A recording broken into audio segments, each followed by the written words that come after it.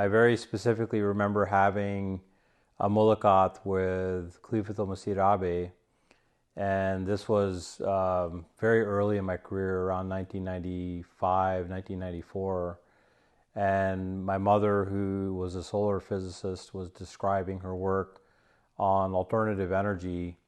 And Hazur kindly smiled my way as I was in the mulakat with my mother, and he said, "Why don't you work with your mother?"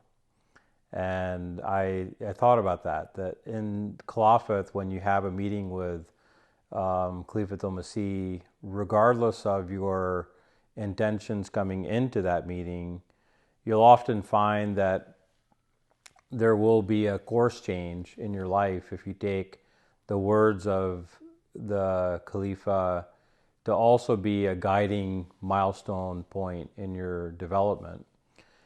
I'm currently the CEO and founder of a new company that works on lithium-ion batteries for electric vehicles. And I'll tell you a little bit of a story around the name of the company, but before I do that, it's kind of remarkable to me that I had the opportunity to first found the company, but even just a year and a half after we've existed, we set a record of the first electric vehicle to travel over 750 miles on a single charge with battery technology that we've developed. During the last 6 months of my career at Ford, I had been asked to take one of the vehicles that I had developed with a lithium-ion battery, the first lithium-ion battery at Ford that was in a vehicle, and present it to Prince Charles. So I developed a plan to take the vehicle to the United Kingdom and have an event with media and so forth. I took the opportunity to plan in advance that I might have the opportunity to show this vehicle and describe the technology to Khalifatul Masih Khamis. And as I made that presentation, after about a 15-minute review of the core technologies, Hazur skillfully and wisely started to ask all of the right questions around the viability of a hydrogen future. And I could even sense at some point that my answers weren't sufficient enough to convince Hazur that we were onto something that would be meaningful.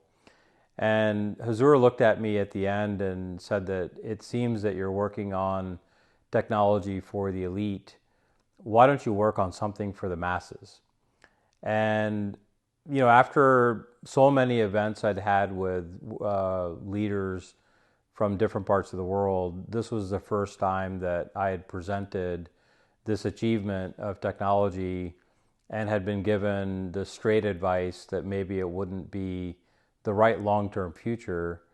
And it was within 6 months of that mulakat that my situation and the destiny, if you will, of that team that I led at Ford would take a dramatic change, a dramatic turn. And I arrived at, this was mulakat happened in approximately October of 2007. And I arrived in a budget meeting in January of 2008. And the leader of the team at Ford said that we have a change in budgetary circumstances due to the financial crisis and collapse that happened around the U.S. housing market, and that the company would be unable to support granting us any additional opportunity to keep going. And I received a call just literally minutes after this meeting by a founder of a battery company in the U.S. that asked me to consider joining their company. And so I made a decision shortly after that to leave Ford and to move into a new development effort where I helped start a lithium-ion battery company in the U.S. That needed that created U.S. manufacturing jobs and technologies. But most important behind that decision to move forward, I realized that my Khalifa had just finished explaining that the merits of what I was working on did not seem to be aligned with service of humanity. Then I went through a period of a significant number of dreams and motivations that started making me think that I needed to change course.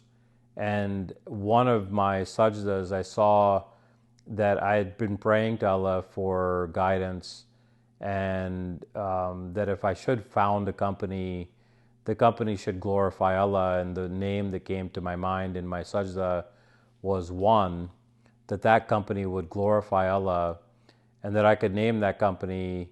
Later on, I named it Our Next Energy, in such a way that we would then bring about the opportunity for a better energy storage technology for the future. I think every person has the opportunity to develop that living connection, but it requires an entire dependence on believing that there will be guidance. And it's sort of like doing istikhara. People tell you, and your elders tell you, that istikhara is a way to seek guidance.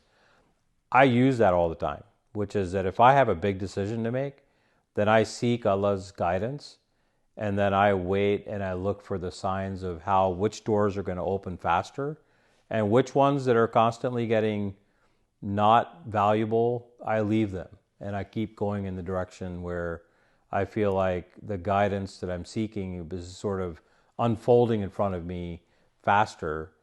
And it's just a simple belief that God does listen, and the living God is always there helping you with answering your prayers. My team didn't know at the time that I was hiring the team in Michigan the value or the special nature of this name. And so one day I walked in and there was this rug that they made with our one logo on it. And I thought, okay, wait a minute, this is not right, because I can't step on this rug. And so I stepped around it and I went in and I told the office manager that I haven't actually tried to explain this, but the name One, for me personally in my faith, is glorifying God. Therefore, I can't walk on, nor do I want anyone else to walk on that rug. And they all got together after work. They removed the rug. Then after work, they got together. They built an aluminum frame, and they hung it in the lab at the highest position on the wall to show me that they respected the oneness of God in my way, and that they respected my values. And while that didn't have to mean that they adopted my values, they showed me respect. And in the same way, I show others my respect for their faiths, that we can coexist and that we can have respect for one another. But I thought that was a way in which we can bring our personal element forward and not in an overbearing way express who we are. Just 2 weeks ago, I had, by the grace of Allah, an opportunity to have a mulakat with Hazur to provide an update as to how the company is doing. And in that mulakat, Hazur said that as your intentions were good, may Allah bless your efforts. And that's actually the best you can ask for, is that you're rewarded according to your intentions. That means that we will be quite imperfect in executing a plan. You can count on that.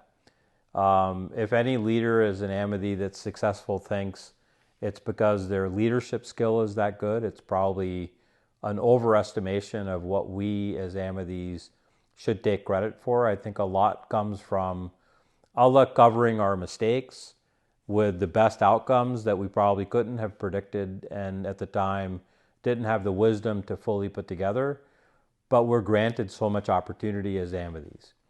And so that's the best prayer that I could ever hope for from a Khalifa, is to acknowledge that the intentions were good. Therefore, may Allah bless your efforts.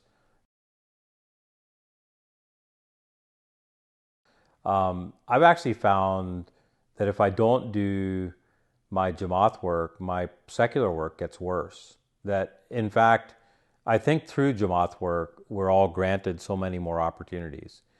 I've made a rule in my life that if I'm elected to a position in Jamaat, I accept it, inshallah.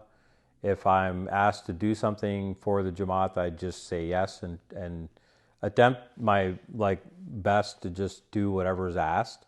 Because really Jamaat requires leadership. And as much as we are secularly given skills, I think those skills are immediately applicable to the needs of the Jamaat, whether it's mentoring, whether it's giving back in time for an atfal or kadam or even a class, or doing anything that conveys your knowledge, it's not really your knowledge. It's more like a Jamaat asset. Every Ahmadi is basically an asset for the whole Jamaat. Just recently, I was elected to a local position in my new Jamaat because I moved back to Michigan, and I got a call from a leader asking, "Do I have time?"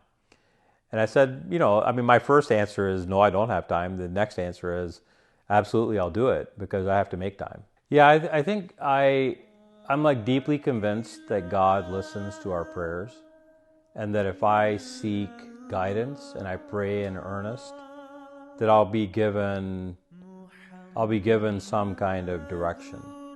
And I use that all the time.